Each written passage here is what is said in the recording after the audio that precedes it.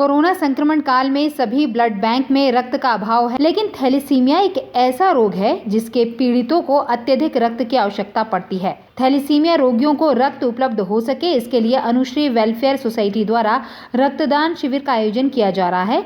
ये रक्तदान शिविर 3 जनवरी को आयोजित किया जाएगा।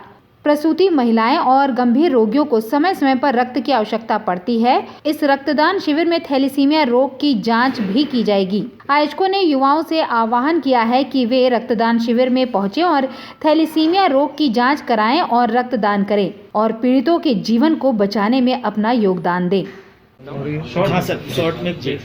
थैलेसीमिया की जांच और थैलेसीमिया के पीड़ितों के लिए एक रक्तदान शिविर 3 जनवरी को आयोजित किया गया है और अनुश्री वेलफेयर सोसाइटी के द्वारा इसे आयोजित किया जा रहा है। इसके अलावा उस दिन वहाँ थैलेसीमिया के लिए परीक्षण की व्यवस्था भी की गई है। रक्त की जांच वहाँ की जाएगी, जिससे लोगों को ये पता लग सके कि उनमें थैलेसीमिया के कोई लक्षण हैं तो नहीं।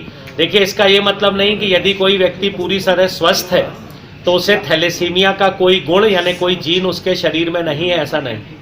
तो इसलिए युवा वर्ग से, विशेषकर लड़के और लड़कियों से ये अपील करना जरूरी है कि वो अधिक से अधिक संख्या में उस कैंप में आएँ, थैलेसीमिया का परीक्षण करवाएं और उसके ज़्यादा ज़रूरी है कि आगे बढ़ चढ़कर रक्तदान करें, क्योंकि कोरोना काल में रक्त बैंकों में रक्त की भारी कमी है और मरीजों की संख्या जो है, जहाँ रक्त की ज़रूरत पड़ रही है।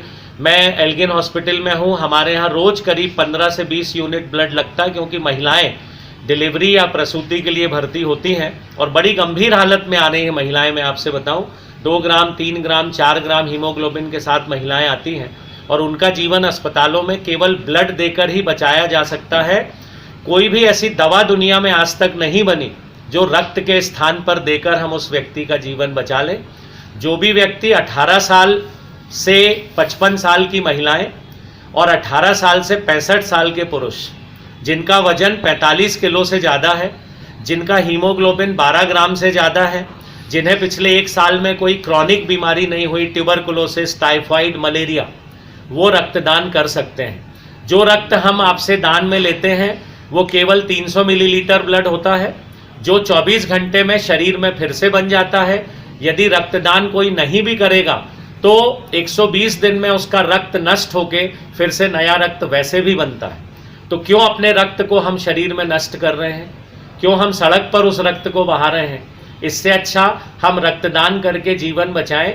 और विभिन्न हमारे सरकारी ब्लड बैंकों में कंपोनेंट बनाने की सुविधा है। आपके 1 यूनिट ब्लड से हम लोग 3 कंपोनेंट बनाते हैं, मतलब वो 3 मरीजों को हम लोग दे सकते हैं और 3 जीवन बचा सकते हैं। हमारे अस्पताल में तो आपको मैं स्पष्ट कर दूं कि आप 1 यूनिट ब्लड से 2 जीवन तो निश्चित तौर पे बचा रहे हैं, एक माँ का जीवन और एक उसके बच्चे का जीवन। तो सभी से अपील है कि 3 तारीख को अधिक से अधिक संख्या में आकर रक्तदान करें और अपने रक्त से दूसरों का जीवन बचाकर अपने आप को गर्व का अनुभव लें।